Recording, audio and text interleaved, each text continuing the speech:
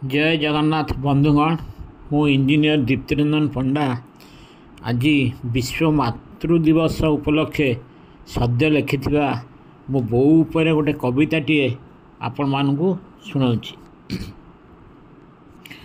Foetus कि न foetus सिंदूरा आकाशे राति पाहु कि न पाऊ घड़ी भी कहार नाही दरकार निद भांगे आम बो पूजा पर्वाणी रे ओषा की व्रतरे पिठा पणा जहा करे दुईटा मागिले तीनिटा से दिए ताहा अति सरागरे अभाव समय न खाइबी बो पिलांकु से सबू देई किंतु मिछ कहे अभिनय करे मने टिके दुख नाही खाद्य न बलिले उपासरे शुए पानी पी पड़े सोई कामरे ताहार विराम न थाए जीवंत देवता सही यही दुनिया रे जिते खाद्य अच्छी जहा बाजे बो हाथ से ही खाद्य तुले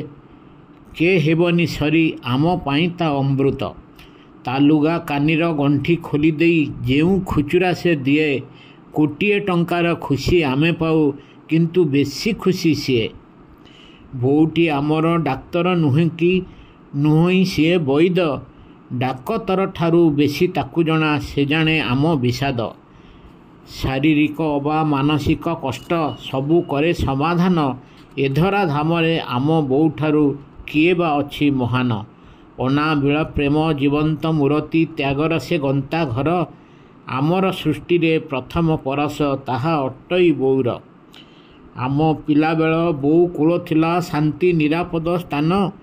ताबक्ष अमृत पी पी आमे होई अछु बलियान आम भल पाई बार ओषाव्रत मनासी डाके ठाकुर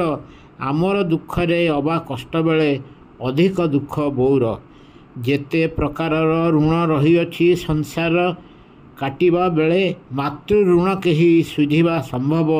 नुहे एही जन्मरे जेते आशीर्वाद दुनिया रे अछि बो आशीर्वाद तले ताहा ठारू बड़ होई नाही किए हेबो नाही केतेबेले समस्तंग बोउंक उद्देश्य समर्पित। जय जगन्नाथ।